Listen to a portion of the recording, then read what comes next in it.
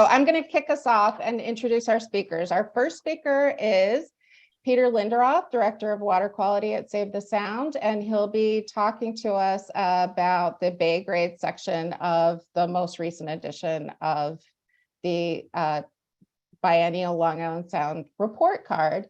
He'll talk to us about what we're learning and how we can use those grades to help generate additional projects and identify places to get them done. Our second speaker will be Maureen Murphy, Executive Programs Manager at Citizen Campaign for the Environment, and she'll be speaking to us about capturing stormwater pollution in North Port Harbor, a project that Citizens Campaign for the Environment worked on with the municipality and other NGOs to construct a series of 3 rain gardens. And then we'll hear from Nicole Davis, the watershed coordinator at Save the Sound, and she'll be talking to us about bioswales and reducing New Haven stormwater pollution. She'll detail some of the green stormwater infrastructure and bioretention practices implemented by Save the Sound with the city of New Haven. I will pass it now to Peter, and he'll pass it along. And please share your questions and comments in the chat, and we'll have a conversation after we hear from our speakers. Thank you. Oh man, thank you so much, Holly. And my dog just started barking. We got like a domino effect thing going on. UPS is here, so excuse me, he'll stop in a second. So thank you for that intro. My name is Peter Linderoth. As Holly said, I'm the Director of Water Quality at Save the Sound. I'll be talking about the Long Island Sound report card, getting behind the Bay grades. And don't worry, this isn't a technical assessment of the methodology behind the Bay grades. That's a different talk for a different audience. This is going to get to looking at a grade, but then some of the reasons that grade may be occurring at a couple or a few select embayments around the Sound, a few bays around the Sound. So we're going to start with showing us the data, right? You could do your best Jerry Maguire impersonation if you'd like for that one, but I'm going to tell you where these data are coming from that fuel the Long Island Sound report card. Thousands and thousands of data points fuel every release of the report card every year that's graded. So we'll go into the report card, which has open and Bay grades. We're going to really focus on the Bay grades here, like I said, and like Holly said, and get behind a few of them and look at some of the causes potentially for some of the bays that are suffering a bit in respect to environmental health. So the report card has open, hopefully you've all read this. There's 80 plus attendees. I'm hoping many of you have read the report card because I certainly chat about it often. And I've seen quite a few familiar faces in the audience. Thank you for joining. The report card grades the ecological health or the environmental health of Long Island Sound. So don't think of it as, is that water safe for me to go swimming? That's a different type of monitoring, different type of report. The report card specifically is environmental health, and it has open water grades, which I'm hardly going to talk about at all today, but I think it's important to mention them. So the open water grades grade, as you can guess, the open water segments of Long Island Sound. Those data are the data that fuel that come from the Connecticut Department of Energy and Environmental Protection. That's the bottom left map here. You can see they do a lot of water quality monitoring in Long Island Sound, frequent and a lot of stations. Data also comes from the Interstate Environmental Commission. They are more in the Western Sound, looking into kind of the, well, you can see it. Upper right map shows the Interstate Environmental Commission stations, and we circled the ones that are included in the report card. As you can see, they're in the open water, right? So we don't include some of those embayment stations that they're monitoring. There's a reason for that I'll get to. And then New York City Department of Environmental Protection rounds it out, and they give us our westernmost stations, obviously in New York City waters. All 3 groups do a phenomenal job, regulatory monitoring groups. We did a lot of comparisons between their methodology and how they report their data and their frequency and the timing. And it was determined we could use all 3 of these sources and have very comparable data and grades. And then around the margins of Long Island Sound, and this is a project administered by Save the Sound, but with 24 monitoring groups monitoring well over 40 bays and harbors now around the margins of the Sound, is the Unified Water Study. This is a program that's fully funded now by the Long Island Sound Study. It's just over $1 million a year. A lot of those funds actually go to the groups so that they can cover their monitoring expenses. All the groups in this monitoring program, water quality monitoring program, collecting data the same way under one project plan We have direct comparability because of that. And these data fuel the bay grades that are in the report card. And as you can see, we have the shoreline of the sound very comfortably covered at this point. We have some strategic additions in the next couple of years, but we're careful not to just open the gates. And honestly, we're tapping into most of the groups that do this kind of work at this point. So, maybe in the chat, if you had some people that are interested, you could put that in the chat, and I'd be willing to reach out to them. But again, this is a water quality monitoring program for Long Island Sound bays. So those data fuel the report card. We obviously don't put out all those data and just, here they are, take a look. There's a methodology behind the grades. It was a stakeholder engagement process where we had academics, we had other nonprofits, we had interested individuals, people getting together for well over a year, determining how we were going to grade those data. I do want to point that out. And we've been doing this for some time now. It was a very friendly handoff from the University of Maryland, their Center for Environmental Sciences. They do report cards internationally now, but they're well known for their Chesapeake Bay work. They are located down in Maryland. So we did our first report card in 2016, 2018. Holly mentioned this is biennial, so every 2 years. And then 2020, nice little spin on the cover. You can see we have a thing for lighthouses. Here's 2022. This just came out in November, so it just came out pretty recently. And I was just talking about these data providers, so I won't talk about them in much detail here, but here's the list of the full set of groups that contribute data to the report card. Now, this is at the very, very heart of the report card. It's a 4 folds. This is just the inner part of 2 pages and cropped down.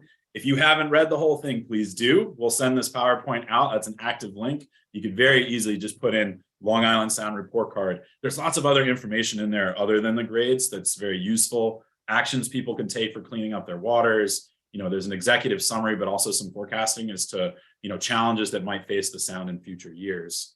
But what we're looking at here are the grades in the report card. The central section, those big kind of chunks are the open water grades.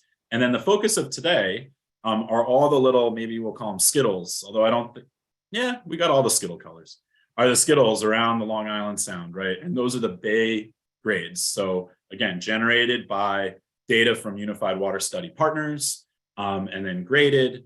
And here you can see it, all the different bay grades. And we're going to dive into a few of them in detail shortly, but you can see there's some yellows, there's some oranges, there's some reds, certainly work to be done in the bays. They have their own pollution kind of, I won't call it a fingerprint, but they all have their own local sources of pollution that really sway those grades, more so than the open waters, which are heavily impacted by wastewater treatment plants and other big, massive nitrogen sources. These bays can be impacted by lots of kind of the smaller non-point nitrogen sources, I should say, like fertilizers and stormwater runoff, which is carrying nitrogen with it. So lots of different things going on in the bays, but you can see there's some room for improvement. And we know that. So in the report card we issue, there's well over half the grades are a C or worse. And this particular figure dives into the causes. This is, some people, it's not their favorite, but when I look at it, and when you look at it, trust me, I can do my math. It's supposed to be over 100%. It's looking at it by parameter. So 42% of the dissolved oxygen grades are a D or worse in the report card. And that's showing a big issue. Dissolved oxygen, if you're not aware, is tightly coupled with nitrogen inputs to the sound and to bays and harbors. To put it very simple, excess nitrogen pollution, too much nitrogen leads to low dissolved oxygen, which then is very, very bad for most aquatic life that live in the sound. And then we have excess seaweeds, 32% of the grades for seaweeds, DNF, and chlorophyll too. Those are both markers of different types of algae, seaweeds and algae.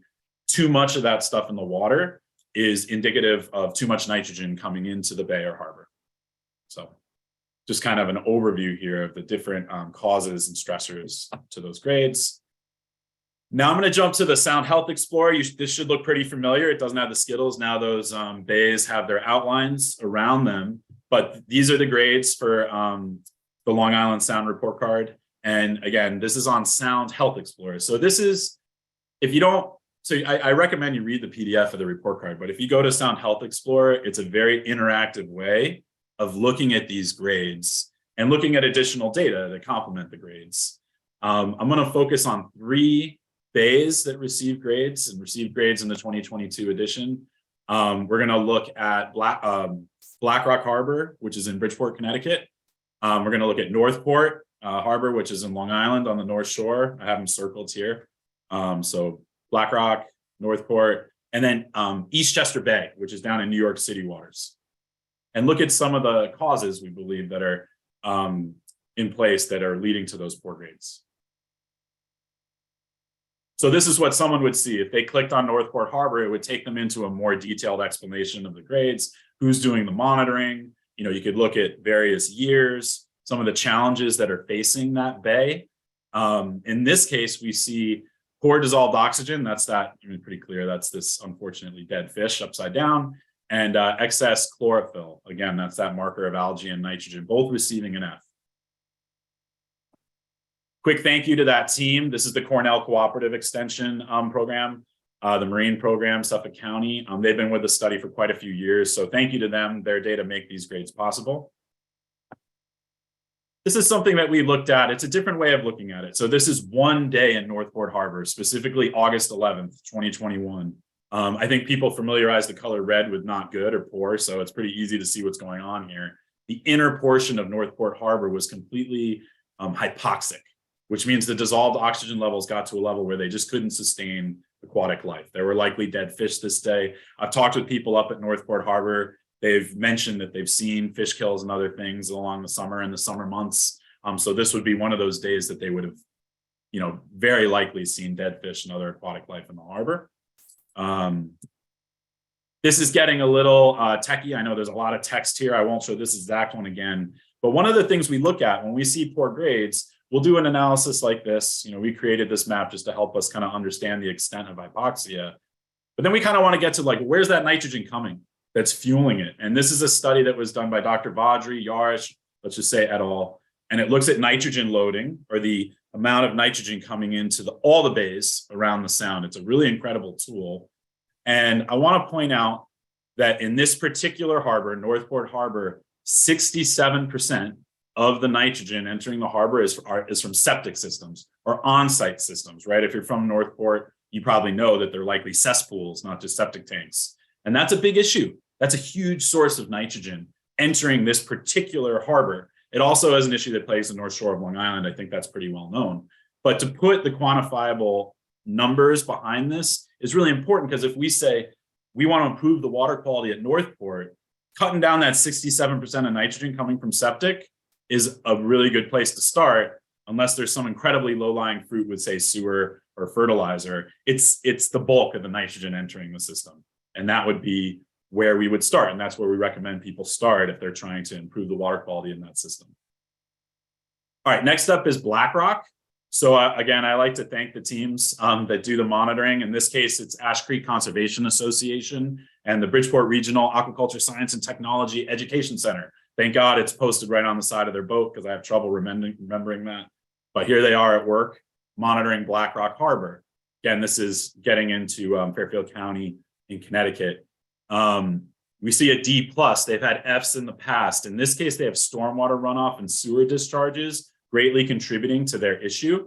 We did a similar analysis and presented this to the municipal staff and partners and other NGOs with Ash Creek and the school, and looked at, you know, hypoxia in August 2021. There were a couple other events. This is actually anoxia. So this low of 0.38 milligrams per liter means there's basically no oxygen in the water out there. So that's like a dead zone. And it is in the summer, unfortunately. This is just showing by station. I'll skip this one in the interest of time. I told everyone I wouldn't go over. But we know that this anoxia is an issue, right? And it's known in that area. The municipal staff are doing their thing. There's lots of partnerships and collaborations going on. Maybe Nicole can talk to some of those later. We're involved in cutting nitrogen back. We certainly advocate for it in this harbor with partners. 95%. So this is looking at that modeling again, but without all the stuff that makes it hard to read. 95% of the nitrogen entering this harbor is coming from their sewer. And this is their sewer, wastewater treatment plant sewer outfall. And it's deep within that harbor. And even though it's treated sewage effluent, it still has a lot of nitrogen. I shouldn't say a lot, but it still has nitrogen in it. And discharging sewage treatment, it's right here. is where that bubbling up water from their sewage treatment plant is. Deep in a harbor like this becomes an issue because that water isn't flushed out very regularly. And it can certainly lead to water quality issues. And it does. There's also a combined sewer system and combined sewer overflows in this harbor, which lead to the problem. And it's an urbanized area, stormwater as well. But, continuing to push for sewer reductions and stormwater reductions will go a long way in Black Rock. Save the Sound is actively doing that. The municipality in Bridgeport is actively taking some steps to help. And there's other groups that are doing it as well. But again, this quantifies, where we're at and what the challenge is. And I've got one more. We're going to look at Inner Eastchester Bay. This is an abatement in New York City, down by City Island, if you're familiar with that area. It's getting an F. It's got, some serious struggles with nitrogen. It has sewage discharges. It has excess nitrogen, stormwater runoff. It's definitely facing a lot of challenges. My team monitors this. I give them shout outs all the time, but not so much on these presentations. So this is our water quality team at work in Inner Eastchester Bay and Eastchester Bay as a whole. Really amazing group to work with. I'm so thankful to have them all on the team. This is one day. So we register anoxia in Inner Eastchester Bay every season. In the inner portion, that's where the Hutchinson River comes down and meets the saltwater portion. This is just one day where when we look at dissolved oxygen, this is just straight from our handheld that day from the team. 0.63 milligrams per liter of dissolved oxygen is essentially nothing. And this is what it leads to. And this is that day. It leads to dead fish. No one wants to see that. There were other dead animals floating on the water. There were thousands of dead bunker on the water that day, and it's not the first time we've seen it. So this isn't just numbers and scientists getting up and talking. It has very real world implications, and that's what we're seeing right here.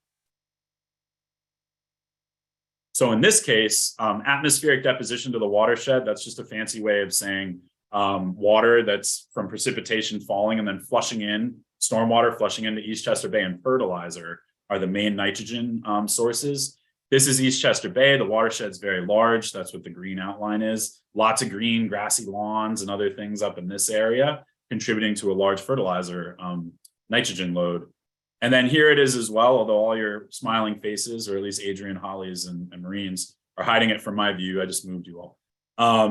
We could see here that Inner Eastchester Bay has, between about 15% hardened surfaces. So roads, roofs, other things where stormwater just flushes off.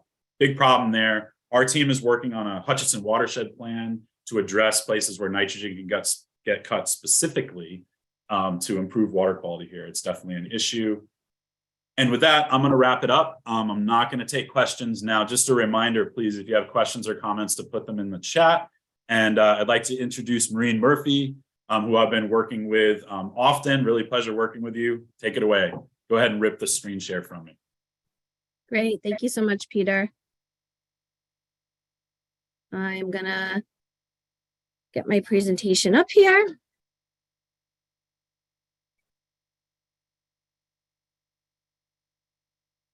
Okay, it should be all set there. So I'm going to talk about collaborating on implementing green infrastructure projects. So the first thing is, our environment and our economy are linked. So when we have a healthy environment, we have a healthy economy. And there has been studies within the Long Island Sound program that estimate that nearly $17 to $37 billion are generated annually around the Long Island Sound watershed. So that's a significant, bump to our economy, our regional economy. And we want to keep the sound healthy. And there are problems like Peter went through in the local harbors. This local harbor that I'm going to be talking about happens to be Northport as well. And the number one problem here is the septics in Northport Harbor. But there are other problems such as polluted stormwater runoff. So polluted stormwater runoff is when we have, rain events, and then the rain trickles down on the streets. It runs off our driveways. It runs off the parking lots, and it picks with it anything in the way. So that could be pet waste, that could be chemicals, it could be pesticides, it could be fertilizers, it could be motor oil. And all of that then gets washed into the local waterway. Now here on Long Island, we have a separate sanitary system. So for our stormwater, our stormwater infrastructure, everything goes into a pipe, and then it gets released to either a local river, lake, stream, harbor, you name it. That's where it ends up. Along the way, it also carries a lot of bacteria and nutrients. We have a lot of preemptive beach closures in the summer. So when we have heavy rain events, they automatically shut down the beaches because they know that we're going to see an increase in high levels of bacteria that are harmful. And it also, we see a lot of flooding, especially in the Northport area. This is actually on Main Street. I took this picture. I didn't actually take it, but I took it off the internet. And you can see Northport is on a hill and everything runs down the hill and kind of floods the streets and then washes into the harbor. So you can see with these rain events, really, the flooding can be very significant. So that's why we need green infrastructure to address many of these problems. So here again, I talked about the separate sanitary system. And you can see here in the corner of the screen, there is a storm grate. So a lot of people, they're not sure where that leads to. They think maybe it leads to a treatment plant or it gets some type of treatment. But most of the time, if not all the time, it receives no treatment. So the stormwater is running into that device, and then that's just a pipe that gets it to the harbor or the local waterway. So there's no treatment that happens, and that's why we call it, polluted stormwater runoff. So why do we need green infrastructure? So green infrastructure is a stormwater management tool that's not just pipes. It's actually, we use plants and rain gardens and bioswales and permeable pavement to capture the water, to slow it down, and then to actually treat the water so we're not getting those pollutants into our local harbor and embayment. And the Long Island Sound Comprehensive Management Plan identifies, investing in green water infrastructure as a priority. They've actually set goals to invest in green infrastructure around Long Island Sound. And not only have they set goals out to do this, but under the goals, they have specific strategies saying, we need to invest in green infrastructure. We need to, reduce the impervious surface, reduce the asphalt and the concrete, and invest in more green infrastructure around the Sound. And in the village of Northport in 2016, they actually conducted their own subwatershed assessment. And in the subwatershed assessment, they identified a list of 18 specific green infrastructure projects that they could do within the village that would reduce pollutants into the harbor and help with some of the flooding concerns that they have. Hence, the rain garden in Northport was born. So this project was designed to capture 1 inch of rainfall. So that's called the first flush. So it's that initial 1 inch of rain that comes off and that carries the most pollutants with it. So in capturing the first flush, we've also designed the rain garden to capture 9.5 pounds of nitrogen. So it captures that nitrogen, it's able to treat that nitrogen so it's not being discharged into the local harbor. And it also is able to capture up to 15,000 gallons of stormwater, which is a significant amount of stormwater. This project was very much a collaboration. It was actually inspired by the Northport Yacht Club. And in the picture beforehand, we were standing in front of the Northport Yacht Club where you saw that storm drain. And then behind us was the parking lot and the yacht club, and then the harbor. This is, the back of the yacht club, the harbor there. So you can see they are literally, on the harbor there.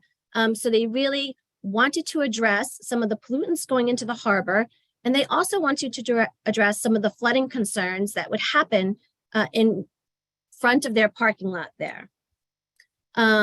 We also, worked with the village of Northport. The actual project is on the village of Northport's property. And then we hired a consultant, Nelson Pope and Voorhees, and we worked with Rusty Schmidt, who's actually a rain garden guru. So he knows everything there is to know about designing the perfect rain garden. We received funding from the Long Island Sound Futures Fund, which we're very thankful and grateful for. The project would not have happened without that funding. And each partner played a critical role in the development of the project. Like I said, the village of Northport, they were the owners of the land. So the project was done on their land. The Northport Yacht Club is actually now the caretakers of the rain garden. So they really they wanted to see the rain garden happen there.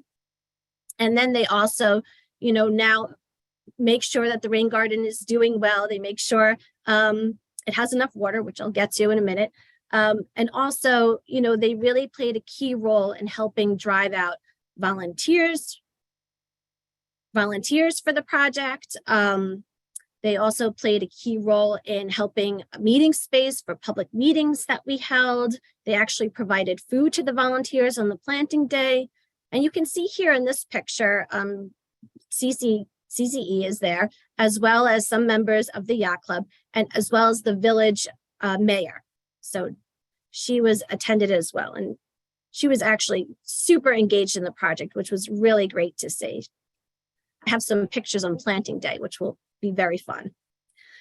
So again, here is all the collaborators. We had Assemblyman Keith Brown. He came out before the project started to express his support for the project and his support for green infrastructure. So that was wonderful to see. And again, here we are standing, we're pointing to the storm drain, showing, the storm drain is right here and the harbor is right behind us. So what a perfect location to build a rain garden to, filter out pollutants before it gets to the harbor. So in the beginning of this project, we did a press conference announcing the launch of this project and the collaboration and all the partners involved in the project. And it was a great kickoff before the project got started. Then we met with the consultant and he was able to sketch out the design of this project. And you can see here, the parking lot is in the back. And then he designed the project in 3 separate rain gardens. So there's the main rain garden in the front of the parking lot. And then there was 2 additional side rain gardens that would be able to also capture stormwater. These are the pictures before. So there was some trees here that were saved in the project. No trees were removed during this project. And then you could see the project spaces are these 3 areas here.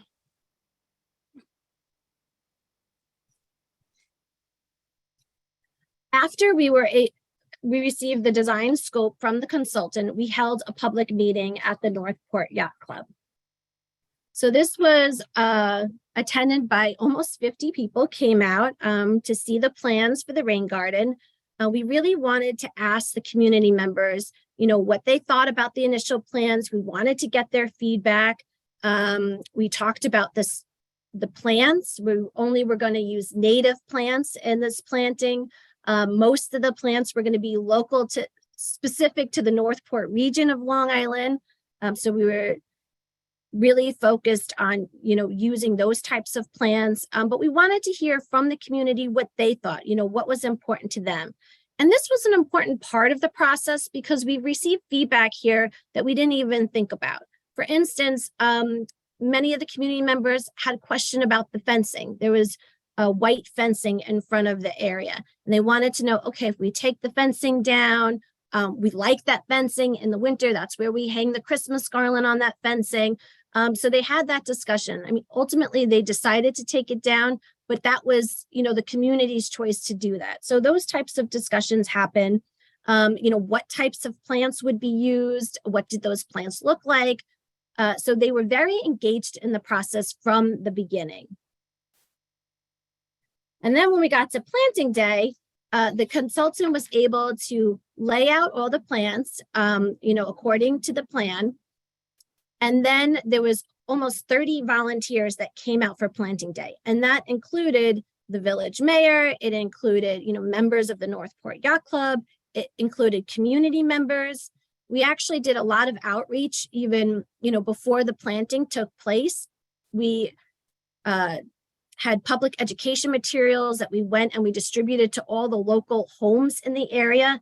And then there was actual meetings that were conducted with the residents that lived on either side of the yacht club, just to talk about how now the space in front of their house would look a little bit different. And honestly, they were pretty excited about the project as well and very supportive.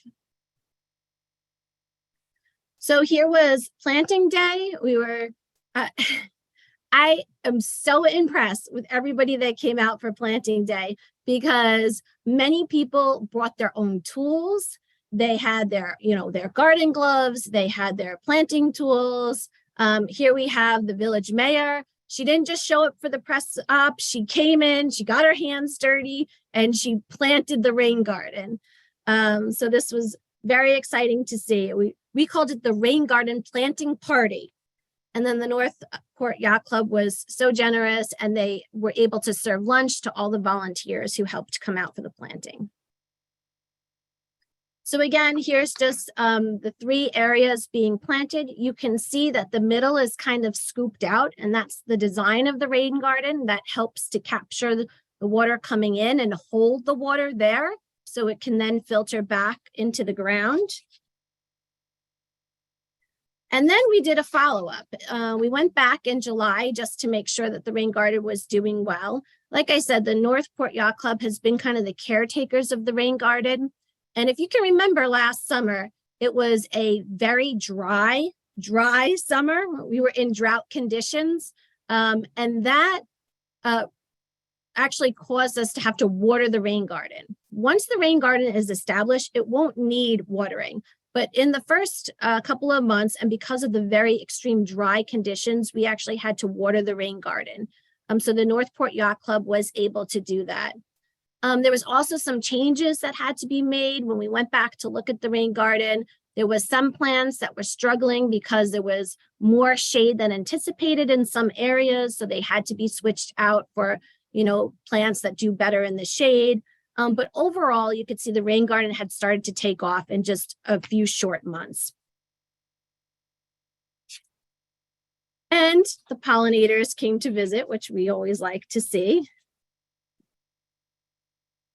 And then this last slide, because I know I'm running out of time here, but as part of this project, we also wanted to make sure to continue to incorporate that public education component. And the community really wanted to work on signage for the rain garden that would capture what the rain garden did. And they also wanted to capture the different types of plants and the role that the plants played in the rain garden. So this might have been the hardest part of the project, is, working with community members to come up with what we wanted the sign to be, because it would be very lasting in the spot that it was located. And this is the final design that the community developed along with CCE and the consultants. And that will be installed in the rain garden as well, I think in the next few weeks. So in conclusion, I just want to say that the project could not have happened without all of the collaboration and all of the partners involved. And it made the project a better project. So it was so great, working with the Northport Yacht Club, working with the community members, working with the village of Northport. In fact, the village of Northport was so excited how the project took off that they are now in discussions about talking about those other, I identified 18 proposals that they had in their sub-watershed assessment. So now they are looking to implement other green infrastructure projects within the village to advance managing their stormwater and being able to, again, get those benefits of reducing pollutants into the harbor, as well as reducing some of the flooding effects that they see in the harbor as well, that they see in the village. So in conclusion, I'm not going to take any questions. Like Peter said, we're going to take questions at the end, and I'm going to pass it over to my colleague, Nicole, for the last part of the presentations. Thank you. Thanks, Maureen. And it's going to be a tough act to follow. That's a really impressive project. So congratulations. Thanks. My name is Nicole Davis, and I am the Watersheds Project Manager for Save the Sound's Ecological Restoration Team. And I'm going to talk to you today about kind of a long-going project that we've had in New Haven, focused on bioswales and some other green infrastructure practices working together. As I said, I'm part of the Ecological Restoration Team. So we're primarily known for our dam removals and ecological restoration and monitoring. But what I think the sexiest work that we do is green infrastructure. And what's really fantastic about green infrastructure is it's really transforming urban spaces. So restoration is really important, but we don't always think about it in the confines of cities and how important that is. So I'm focusing on New Haven today, which is the second largest city in Connecticut. And so with any urbanized area comes a lot of impervious surfaces. There's a lot of houses, buildings, roadways, sidewalks, and all of that leads to a lot of stormwater. And as both Peter and Maureen talked about, stormwater is really one of the biggest challenges when it comes to water quality, because the rainwater picks up everything that's on our lawns, on our streets, on our sidewalks, and brings them to a storm drain. And people don't always think about what happens to that water after it goes down the sewer. New Haven has 3 watersheds that kind of make up the area that drains to New Haven Harbor: the Quinnipiac River, the Mill River, and the West River. And all 3 of these watersheds and rivers have been identified as impaired by the Connecticut Department of Energy and Environmental Protection for both nutrients and bacteria related to non-point source pollution, which is pretty significant when you think about all the rain that we've been getting recently. And just to kind of bring it back to the beginning, New Haven Harbor also received a C on the Long Island Sound report card. So just kind of thinking about that holistically, all of this work isn't being done in isolation. The other thing that's notable or should be paid attention to when you're thinking about New Haven is it's still part of an active combined sewer system, which means that the sanitary sewer system, which is, everything that comes out of your house, your toilets, your sinks, any of the drains, and the stormwater sewer systems all go into one pipe. So during dry weather events, it's actually not a bad thing because everything goes to the wastewater treatment plant where it's treated before it discharges to New Haven Harbor. But during big rain events, that's when it can become problematic, because what happens is when the wastewater treatment plant reaches capacity, all of that water, be it untreated sewage or stormwater, discharges directly into our rivers. And all 3 rivers in New Haven do have active combined sewer overflows. So there are regular discharges to those 3 rivers and New Haven Harbor. Now, a lot of work has been done to separate the sewer system and upgrade the sewer plant to reduce that, but that's not enough to solve all the problems. So what do you do about that? The Greater New Haven Water Pollution Control Authority and the City of New Haven have embraced green infrastructure as a way of kind of reducing those overflow events. So using green infrastructure to kind of take that stormwater and infiltrate it into the land before it actually reaches the sewer. So it's taking the water out of our storm drain, which kind of raises that tipping point before overflow events happened. Save the Sound started partnering with the city and Water Pollution Control Authority on a number of innovative projects, the most notable being the New Haven's Bioswale program. It's really taken off. So you may be asking, what's a bioswale? And a bioswale is a green infrastructure practice just like a rain garden, but they differ in design just a little bit. Similar to what they did at the Northport Yacht Club, bioswales are typically kind of sandwiched between the curb and the sidewalk, and they take water running down the gutter and kind of provide a place to infiltrate it. They're designed to capture that first 1 inch of stormwater, which Maureen talked about already, which is really the dirtiest water that's kind of coming in. And capturing that first inch is what's really important when you're trying to address stormwater pollution. I kind of think about it like an old school dishwasher that we had growing up, right? You had to make sure that you really rinsed your plate off good before you put it in the dishwasher to get clean. And that's kind of what the bioswale does, is it takes that kind of dirty plate and cleans it so that we have cleaner water going into our rivers. Bioswales kind of have a very descriptive design. Rain gardens are a lot more flexible, but with a bioswale, you've got an inlet, which kind of takes the water out of the gutter and is kind of shown. This picture on the left is essentially a bioswale and how it functions. And if we look at the picture to the north, this is how, or the north, sorry, the top right of the slide, it kind of shows how they're meant to function. It's hard to see in this picture, but near the corner where my cursor is where the catch basin would be. And the bioswale is this green box just above it, just upstream. And then this blue area is all the stormwater that's being captured by that bioswale. So the water will run down the gutter and kind of hit this curb cut. And the water then goes into this depressed bioswale. And if you look to the picture at the right, what happens is when the water hits that curb cut, the water floods it, and it's planted with native plants similar to a rain garden. and in a depression, but this is where things start to differ a little bit. Bioswales typically have, the layer of plants and some mulch and stone that kind of act as that first break to let things happen, to kind of slow down the velocity of the water and to really kind of hold it in. And by slowing down the water, it gives everything a chance to kind of fall out, any suspended solids, trash, dirt, and those bigger bits that have been picked up, and they fall out at the beginning of the rain garden so they can be cleaned out afterwards. From there, the water soaks down into this top layer of well-drained soil, which in New Haven is really fantastic. We have amazing sandy soil, so infiltration rates are incredibly high, which is great for green infrastructure because that means we can capture a lot of water in smaller spaces. But that well-drained soil also needs to make sure that it's got some organic matter so plants can grow. And so that's what that top well-drained soil layer is. It's usually a mix of sand and compost that really provides the nutrients that the plants need, so that their roots can do what they need to do to filter out any of the polluted stormwater that's coming in. Between that or underneath that is usually a barrier of some sort, a permeable barrier, so the water still goes through, like a geotextile, which helps keep the sand and dirt from moving down into the next part of the system. And then the last part of a bioswale is this gray cell at the bottom, which is usually a stone cell, and that's where the water's stored. And that's how a bioswale can kind of take so much water in such a small space, is they're deep enough to store the water underneath, that even while it's raining, it can infiltrate. But then after it rains, the surface becomes dry and water can still slowly seep out into the water table. So it's all filtered. And then anything after that first inch is designed to be able to go into the stormwater as cleaner stormwater. So the first bioswale that was installed was in 2014.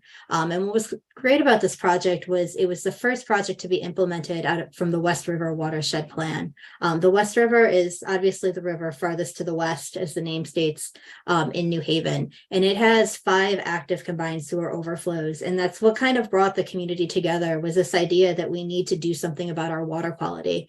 So Save the Sound worked with them to develop a watershed plan, but a lot of times the planning process, as fantastic as the product is, leads to some fatigue, a lot of talking about what we can do, but not actual doing. So we were able to do a bioswale almost instantaneous from the plan's completion, which really kind of spurred momentum and kind of brought back that power of we can do things to protect our stormwater.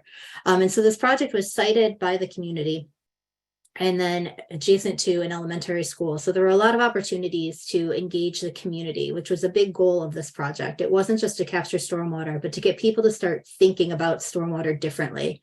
In general, people don't necessarily think about stormwater, right? It rains, it runs down the road, it goes into your sewer and it disappears, and nobody really thinks about what happens. So to kind of change that thought process, that it does matter, that anything that's picked up in that stormwater goes to our rivers, and we see it again when we go to the beach or when we go fishing. So really kind of changing that mentality.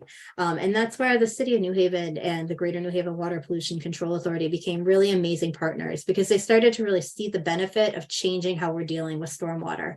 So partnering with them again the following year, we installed 4 more bioswales at another elementary school in a different neighborhood in the West River watershed, which led to the next neighborhood over saying, we want a bioswale too, which led to 2 more bioswales going in along the Edgewood Mall, which is a long green mall that leads to a really popular New Haven park. So there's a lot of opportunities to educate people about what's going on and why these features are important, but it also provides opportunities to engage different community groups, whether it be the school or the neighborhoods. Each of these neighborhoods are really distinctly different. So being able to give all of them the opportunity to learn about stormwater firsthand and get their hands dirty was such a great outcome of this project. But even better than that, looking at the results that the Greater New Haven Water Pollution Control was seeing as they were looking at their overflows after these bioswales were being installed, they started to realize that this could be a really viable option for mitigating overflow events. And so they embarked on the first part of the bigger New Haven Bioswale project, where Save the Sound, Fuss and O'Neill, and Shumack Construction installed 70 bioswales in a year, with the idea that by using a replicable design similar to what was done in New York City, we could put in a lot of bioswales in a short amount of time and capture a lot of stormwater. Each bioswale is 5 by 15. So it's really kind of like a paint by numbers once you get the project started. It's finding that right kind of area in the hell strip, as I call it, between the road and the sidewalk, which is hard to get things to grow. But when you've got a bioswale, you've got water automatically coming in.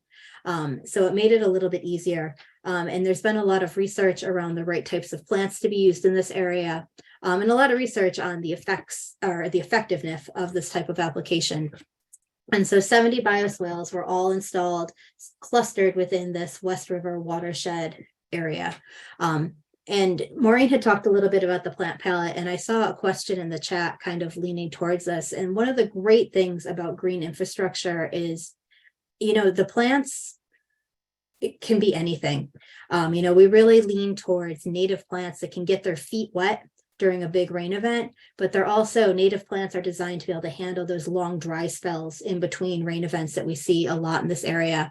And the plants we select for the bioswales are also salt tolerant, which is great when you're in a coastal area like this, because the idea is that in the Northeast, we're still getting road salt, and that road salt gets washed into our bioswales. So although they're not being pelted by sea spray, they are getting a regular dose of salt throughout the year as things get washed and swept away. But it also provides opportunities to think about other programs and kind of garner interest from other groups, because it can be the same plant palette that's been used for pollinator pathways. And so there's a lot of opportunities for synergy among these programs, that as people are starting to embrace more pollinator pathway programs, they may not be thinking about stormwater, but there's definitely ways to integrate those two components. And so we're still partnering with the city of New Haven. We just did a larger bioretention park that couples bioswales and rain gardens together. And I'm a little bit over my time, so I am going to just rush through this. But the one thing that I really want people to take away from this and the idea of bioswales and rain gardens and these synergies between green infrastructure is that a lot of small practices can have big impacts. Since 2014, Save the Sound has installed 118 discrete green infrastructure practices with the city of New Haven and the WPCA, which has resulted in more than 9 million gallons a year of stormwater being filtered naturally. So although each of these practices may be smaller, when you really couple what they're doing together, the benefits are really visible. Thank you, Nicole. That is amazing. And thank you to all of our speakers. What an incredible selection and overview of your amazing projects. There are a couple of questions I do want to get to a few of them. In particular, there was just one for you, Nicole. What is the cost per bioswale? If you could answer that, that would be terrific. New Haven's gotten it down to about $12,000 per bioswale. But I think if it's something that you're just kind of starting out on, some projects that we've been working with in other municipalities, we're budgeting between 15 and 18,000, depending on what we know about the soil suitability in the area. Thanks. And Maureen, we have a question about how the plants were sourced, and also props for what a beautiful project. Thanks. Yeah, like I said, they're all native plants, and they're all native plants specific to the Northport region, so the north side of Long Island.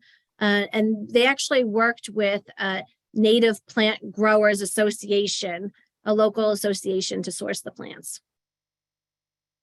Thanks. I do not want to miss, I did get a great question from Bill regarding septic systems and whether or not they're polluting in Connecticut, and that's a very complex answer. So I think actually, Bill, it would probably be easier for us to have that conversation offline, but I would be happy to speak more with you about that. It's not the same in Connecticut as it is on Long Island, but there are challenges with nitrogen pollution here as well. Camilla, there's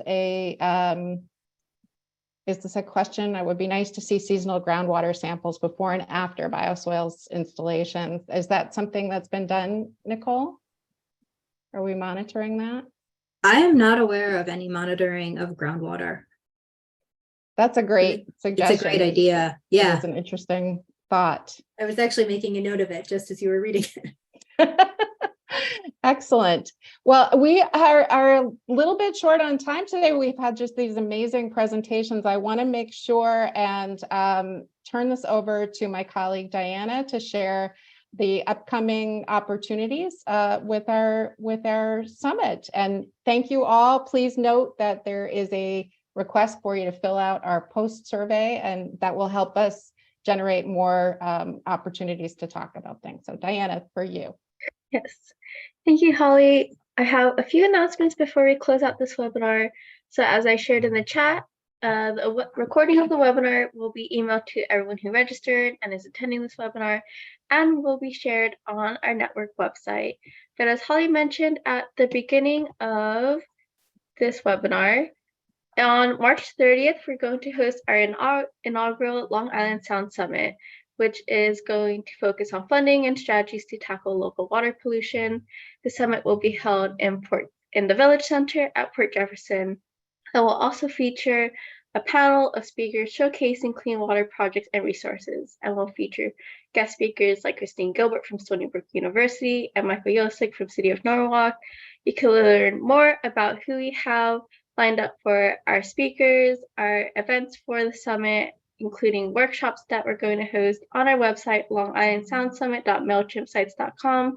I'll share a link in the chat, and registration is open. The deadline to register for the summit is March 23rd, and you can view more information about the summit, including its speakers, schedule, and registration information in the website link, which I will share right now. And I think with that, that's all we'll have for the day. If the link isn't working, I'll share a better link right now. But with that, thank you everyone for joining the call. And as Holly mentioned, don't forget to fill out our post-webinar survey, as that will allow us to help inform what upcoming network events we'll be planning in the future. Thank you everyone so much for joining us. Thank you. Yeah, you're welcome. Thanks. Thanks, everyone. Thank you.